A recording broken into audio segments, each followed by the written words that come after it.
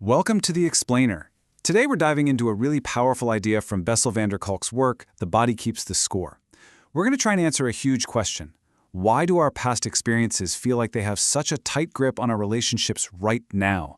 So let's kick things off with a question that, well, it might hit a little close to home for some of us. Why is it that sometimes we confuse chaos with love? That intense roller coaster feeling, why does that sometimes feel like the real deal? The answer isn't just in our heads, it's literally written into our biology.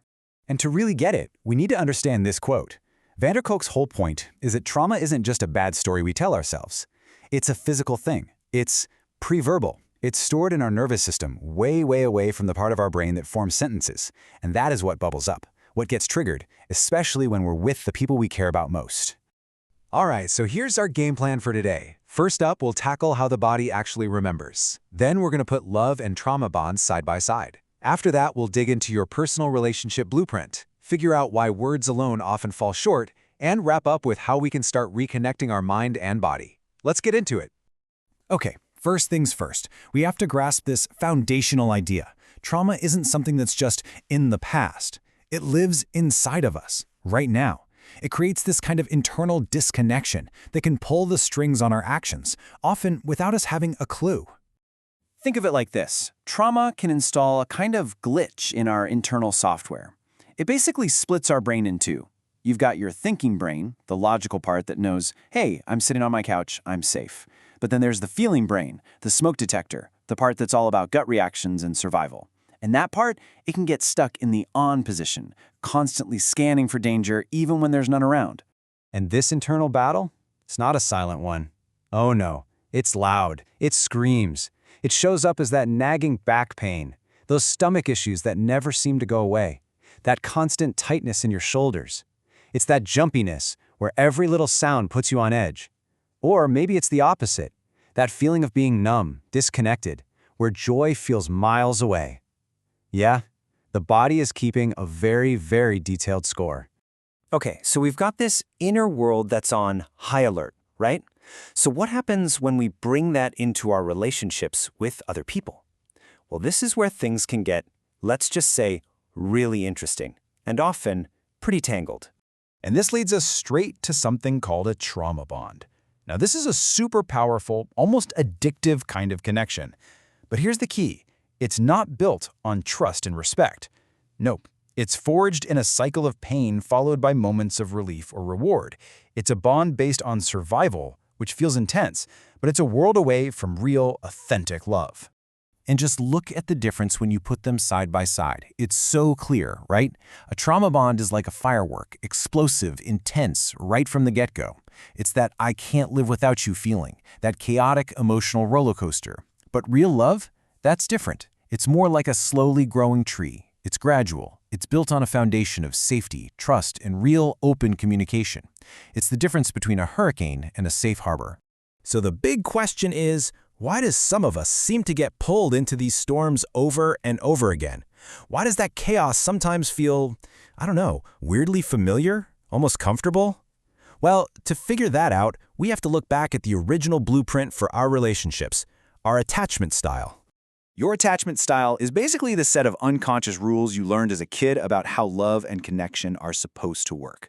It's the programming that kicks in whenever those core needs for safety and security feel like they're on the line. So let's start with secure attachment. This is kind of the gold standard. When you get consistent, loving care as a kid, you internalize this beautiful model for relationships. You learn, deep down, that it's safe to depend on people, and that you're totally worthy of love. And what's great is that this lets you be close to someone without getting lost in them. You can have intimacy and keep your independence. But what if the care you got was unpredictable? Sometimes it was there, sometimes it wasn't. Well, that can lead to an anxious attachment style.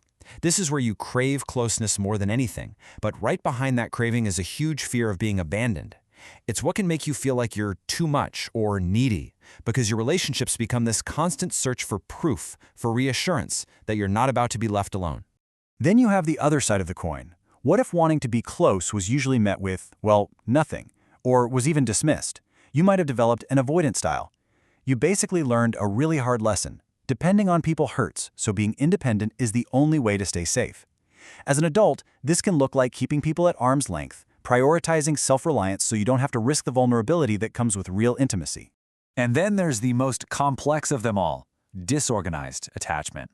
This happens when the person who is supposed to be your safe place is also the source of your fear. I mean, talk about a paradox for your nervous system, right? It creates this intense internal conflict. You desperately want to be close to someone, but at the same time, you're terrified of them. So as an adult, the closer you get to someone, the louder those internal alarms start ringing, which can make relationships feel incredibly confusing and unstable. Okay, so figuring out your pattern, that's huge. It's a total game changer. But have you ever been in that situation where you know what you're doing is a mistake? You can see the pattern playing out, but you just can't seem to stop it? If you have, you already get our next point. Knowing isn't always enough. And this quote just nails it, doesn't it? This is the central challenge of healing. You can spend years in therapy, analyze your childhood, understand your attachment style backwards and forwards, but all of that knowledge, it lives in your thinking brain. And the actual problem, remember, it's not stored there. It's stored in the feeling brain. It's in your body. So what does that mean? It means you can't just think your way out of it. You can't just talk your way out of these deep, wired-in patterns, because the trauma itself is preverbal. It happened to the body, not just the mind. So the healing has to be on that level too. We actually have to learn to speak the body's language. All right, so if just talking about it isn't the whole solution, then what is? Well, the path forward is all about reconnecting the two. It's about building a bridge so that the mind and body can get back on speaking terms and start working as a team again. And that journey usually breaks down into 3 big steps. Step 1, you've got to regulate that nervous system. Teach that internal smoke detector how to chill out. Step 2, you need to reprocess the memories so they feel like something that happened, not something that's happening.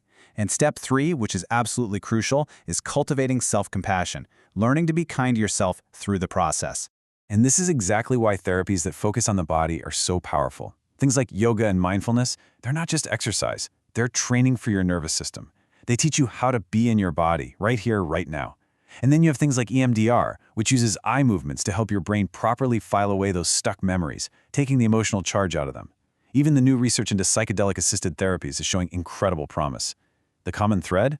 All of these approaches bypass the thinking brain and speak directly to the feeling brain in its native language. And one last super important point. This healing journey, it doesn't happen alone in a room. Trauma often happens through relationships, right? So it makes sense that healing happens there too. Having people in your life who make you feel genuinely safe, seen, and heard, that's not just a bonus. It's a biological requirement. It's what finally tells our nervous system, okay, you can stand down. The war is actually over. So, let's leave you with this final thought to chew on. What if healing isn't about fighting the past or trying to erase it? What if instead it's about making peace with our own bodies, about finally learning to listen, really listen to the story your body has been trying to tell you all this time?